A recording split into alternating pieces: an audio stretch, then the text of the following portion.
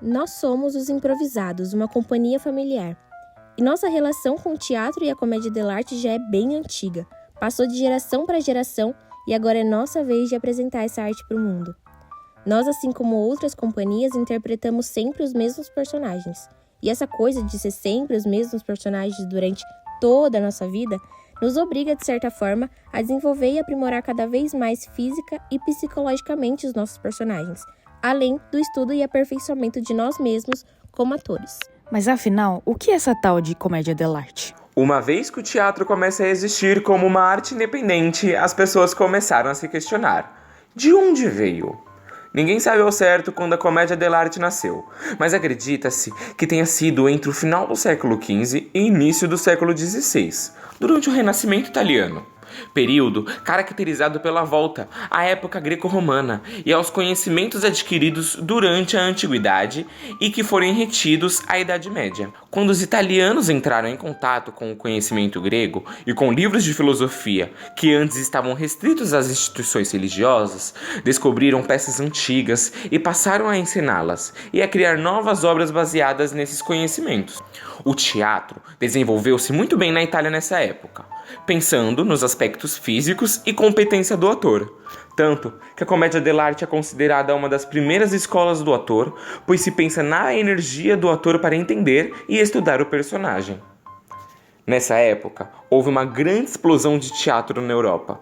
Porém, em cada país ele se desenvolveu de um modo diferente, cada um com sua característica.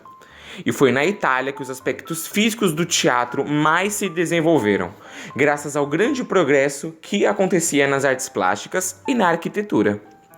Ao contrário da Espanha, Inglaterra e França, a Itália não conseguiu se unir em uma única monarquia nacional, e a Península Itálica continuou a ser uma colcha de retalhos de principados, ducados e até pequenas repúblicas, nascidos dos feudos da Idade Média.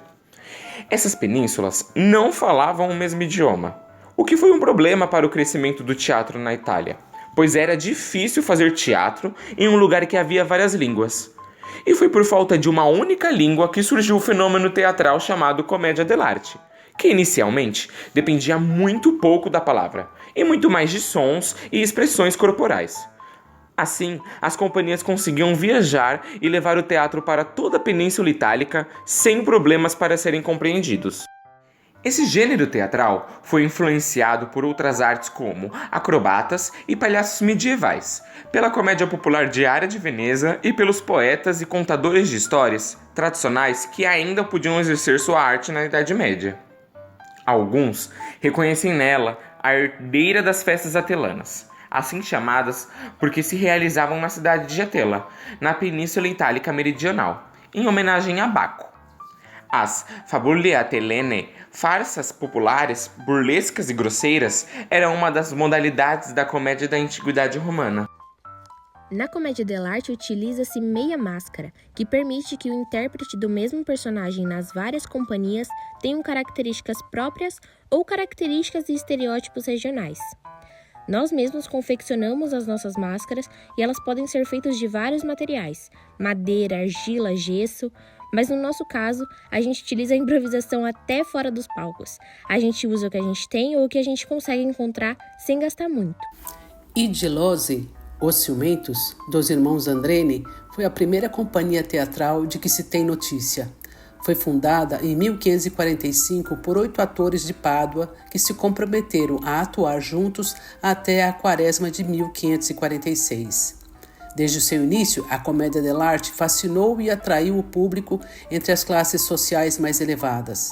As melhores companhias, I Gelosi, I Confidenti e Fideli, conseguiram levar as suas peças da rua para o palácio, fascinando audiências mais nobres.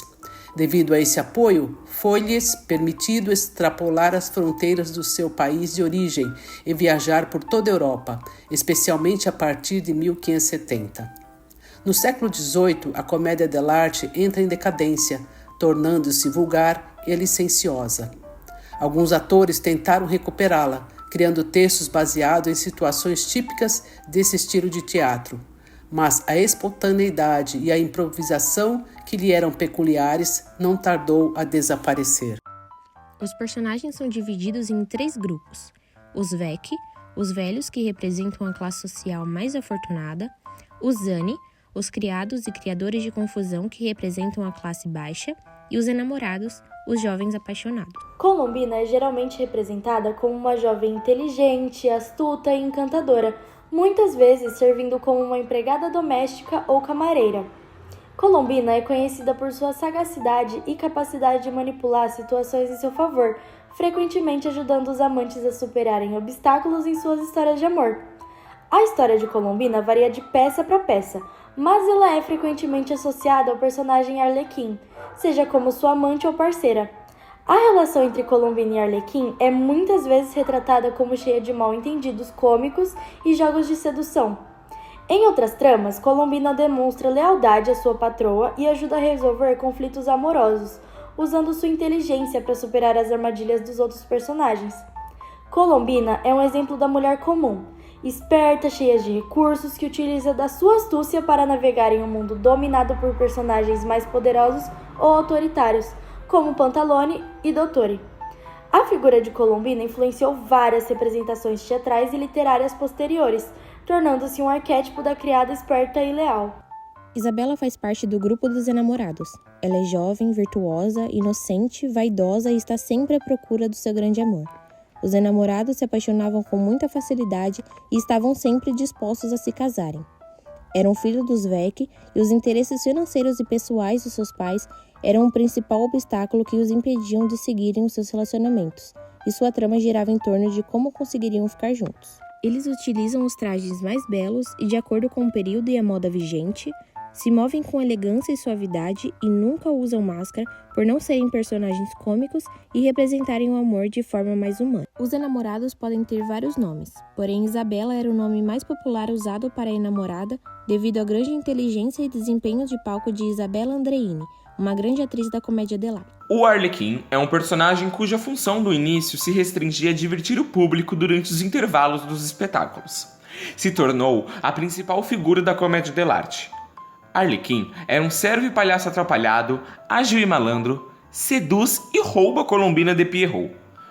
Oficialmente, o Arlequim é uma máscara da comédia dell'arte, que remonta ao século XVI e originária da Lombardia, Itália, mais precisamente da cidade de Bérgamo. Mas na realidade, a história desse personagem é muito mais ampla, variada, ambígua, discordante e controversa, pois provavelmente também apareceu na cultura grega e latina, nas fábulas nórdicas medievais e na tradição da França. O termo Arlequino nasce de um personagem medieval chamado Alequim ou Helican, se tornado posteriormente em Arlequim, sendo o mesmo demônio citado por Dante, o Elequim. O fato de Arlequim ser muitas vezes interpretado como uma figura de origem diabólica, operando nas lendas de quase todos os estados europeus, comprometeu inexoravelmente sua origem. Portanto, foi somente após a introdução dessa máscara na comédia dell'arte que ela se tornou definitivamente associada à cultura italiana, tornando-se o símbolo do servo astuto, tolo, ladrão, mentiroso e trapaceiro, em perpétuo conflito com seu mestre e constantemente preocupado em obter o dinheiro necessário para aplacar seu apetite insaciável. Quanto à iconografia, o rosto de Arlequim, originalmente semelhante ao focinho de um animal, um monstro ou um ser maligno, era tradicionalmente escondido por uma máscara preta e um gorro branco bifurcado, cuja forma pretende aludir aos seus antigos chifres diabólicos. Já a meia calça multicolorida, provavelmente obtidas de remendos da roupa de sua família ou de presentes de amigos por ocasiões do carnaval, era usada para atrair e enganar o público insensato. Com o passar do tempo, no entanto, essas características foram sendo refinadas. As calças originais foram substituídas por tecidos multicoloridos, com um padrão de losangos característicos e refinados e com características demoníacas originais da máscara preta. Ao passar do tempo, esses personagens sofrem variações devido ao autor que interpretava. Mas, independente do ator, o Arlequim era o segundo Zani, cujo objetivo era o de divertir o público, ridicularizando os costumes, extravagâncias e esquisitices da sociedade burguesa, destacando-se por sempre aparecer em cena com a sensação de absoluta urgência. É um criado paciente, crédulo, leal e apaixonado por Colombina. Vive num mundo que os conceitos de moralidade não existem e, de certo modo, suas ações e palavras não possuem maldade, fazendo que seu personagem se torne uma mescla de simplicidade, ingenuidade, ignorância e graça. Brighella nasceu com um tipo de personagem chamado Zani, que eram os servos da comédia dell'arte. Ele evoluiu a partir dos primeiros Zanis, que eram mais simples e rústicos, para se tornar um servo astuto e urbano, mais sofisticado e esperto, com um papel central nas tramas de intriga e engano, muitas vezes atuando como intermediário entre os patrões ricos e outros personagens de classe inferior. Ele é um manipulador, enganador e mentiroso, muito habilidoso, pode inventar mentiras de última hora em qualquer situação. Sempre pronto para enganar alguém se isso lhe trouxer algum benefício. É retratado como agressivo, dissimulado e egoísta, um homem amando de pantaleão. É a figura que pode ser leal ou trair os patrões. Ele gosta de dinheiro, mas o gasta rapidamente e tende a gostar especialmente de bebida. Então, podemos pensar no Brighella como alguém que está sempre tentando se dar bem. Ele vive em um mundo onde precisa usar sua inteligência e astúcia para se virar, e faz isso sem pensar muito na moralidade de suas ações. É um personagem que representa a sagacidade e a capacidade de adaptação em um ambiente cheio de desafios. Brighella veste uma jaqueta curta e justa, geralmente na cor branca, com detalhes em verde. A cor verde simboliza sua astúcia e ligação com o engano. A jaqueta é combinada com calças justas que facilitam seus movimentos ágeis e rápidos. Ele usa sapatos de couro macio, que são leves e permitem que ele se mova silenciosamente, quase como se estivesse se preparando para escapar de uma situação complicada. Brighella frequentemente usa um chapéu branco de aba larga ou um gorro, ambos decorados com uma pena ou outro pequeno ornamento. Esse chapéu não é apenas um acessório, mas também uma ferramenta que ele pode usar para enfatizar seus gestos e movimentos. Como muitos personagens da comédia dell'arte, Brighella usa uma máscara que cobre a parte superior de seu rosto. A máscara é tipicamente na cor verde ou marrom escura, com uma expressão maliciosa e sorridente. A máscara é um símbolo de sua natureza dupla, alguém que esconde suas verdadeiras intenções e manipula os outros para conseguir o que quer.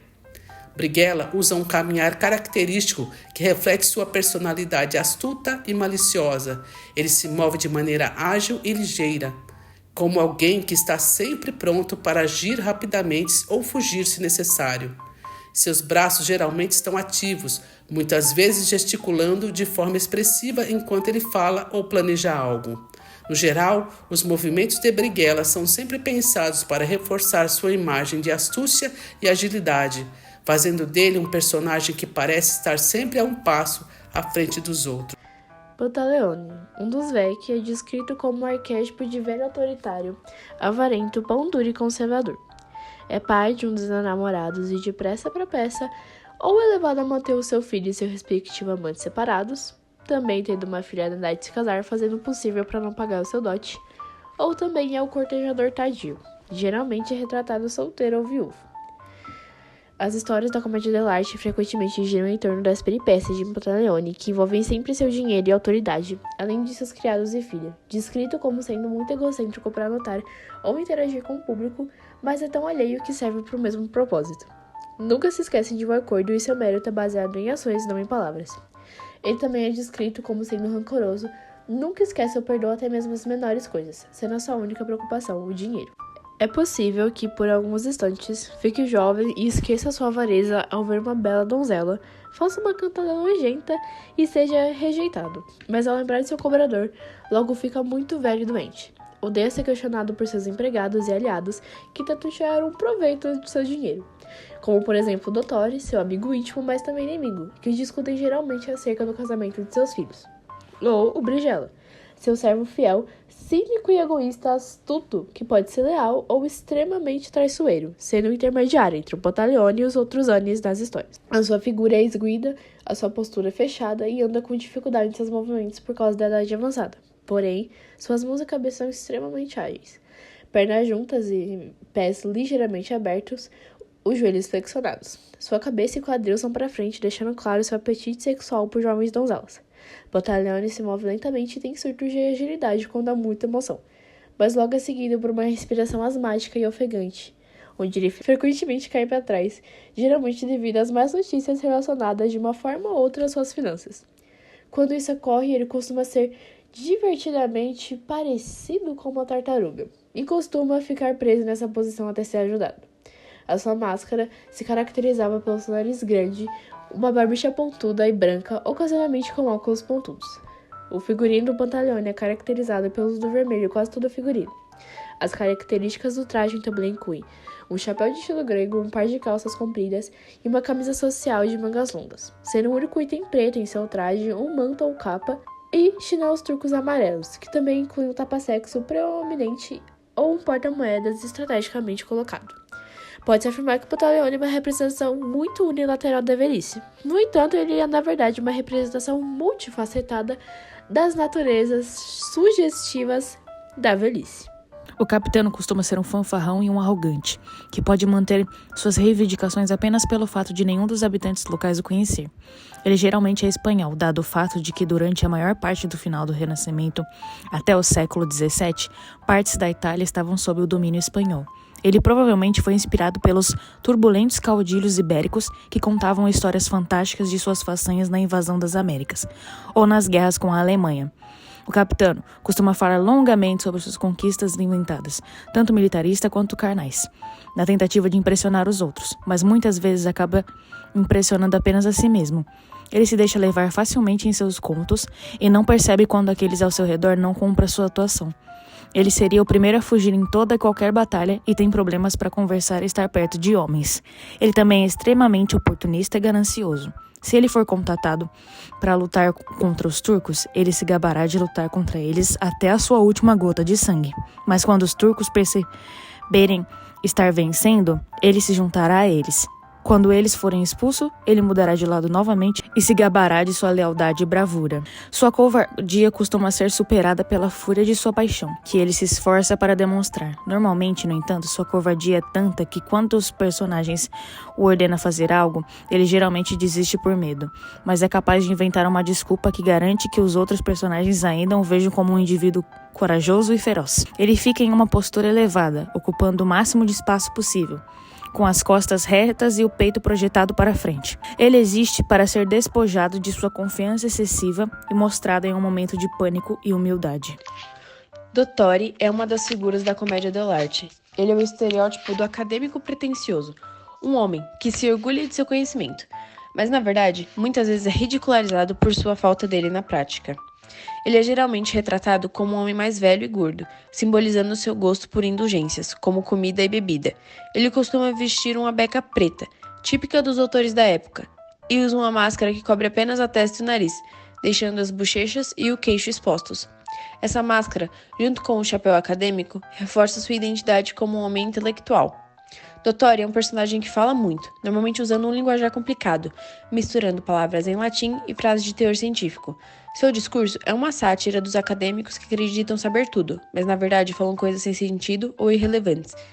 Ele é conhecido por se perder em suas próprias palavras, divagando sobre assuntos irrelevantes e frequentemente se contradizendo. Apesar de sua suposta inteligência, Dottore é muitas vezes enganado pelos outros personagens da comédia dell'arte, como Arlecchino e Brighella, que exploram sua vaidade e falta de perspicácia.